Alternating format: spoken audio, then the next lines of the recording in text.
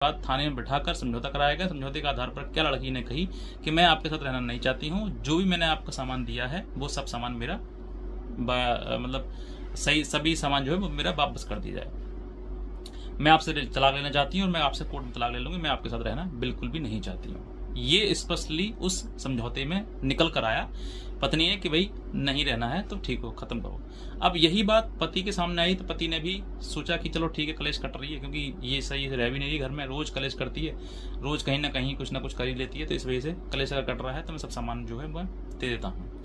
अब वो सामान जो है पूरा लिस्ट बनकर उनके घर गया, अगली तारीख दी गई, तारीख देने के बाद थाने में दोबारा से वो टेम्पो भर गया, पूरा जितना भी सामान बेड जितना भी था उसका, अलमारी सोफा वगैरह सब कुछ वो भर के थाने में ले आया।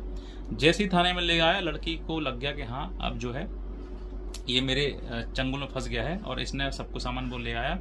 अब सामान तो ले आया लेकिन वहां पर कुछ चीजें नहीं दिखाई दे रही जो कीमती थी, जिसका नाम है ज्वेलरी।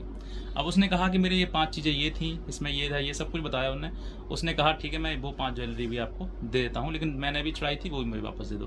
तो उन्होंने कहा ठीक है मैं अगली तारीख दे दूंगी, आप जो है अभी ज्वेलरी दे दो, सब सामान लेकर आया, ज्वेलरी दे दो तो मैं सब कुछ जो है अब तो मैं खत्म कर दूंगा। अब कहीं ना कहीं पुलिस का प्रेशर समझ लीजिए, या वो जो व्यक्ति है वो बेवकूफ समझ लीजिए, या कुछ भी मान लीजिए, इस चीज के लिए कहीं ना कहीं जब आदमी फंसता है तो अपना उसका दिमाग विवेक चलना काम करना बंद कर देता है। उसने सारी ज्वेलरी जितनी थी लड़की की, वो लड़की ज्वेलरी ला दे दी, सामान टेम्पो में भरा हुआ था वो टेम्पो उसके घर पहुंचवा दिया कि भाई ठीक है चलो खत्म करो।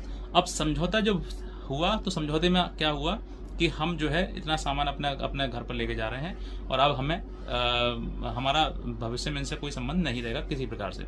ये एक सादा कागज पर, ना कोई स्टाम्प पेपर ना कुछ, सादा कागज पर लिखकर थानेदार ने दोनों पक्षों को बुलाकर और 2 लोग उधर से 2 लोग इधर से दोनों तरफ से बैठा के समझौता करवाते हुए फैसला करवा के खत्म कर दिया। और जो तहरीर थी उस तहरीर को भी जो है वो खत्म कर रद्द कर दिया, मतलब समझौता हो गया तो कबा खत्म।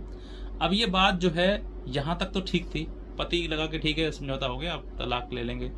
अब आगे की प्रक्रिया जैसे ही बढ़ी, अब उसके बाद 2 महीने हो गए, अब तक उन्होंने लड़की वालों ने कोई भी कान मतलब बात नहीं फैलाई कि भाई समझौता करो आओ कोर्ट में, कुछ नहीं कहा। अब आराम से वो सही है ठीक है। कुछ दिन बाद पता लगा कि लड़की की तरफ से मेंटेनेंस का नोटिस आ गया घर पर। जैसे ही मेंटेनेंस का पुलिस नोटिस लेके आई वैसे ही फिर परेशान हो गए, भैया हम तो हमारा समझौता हो गया था, हमारा ये हो गया।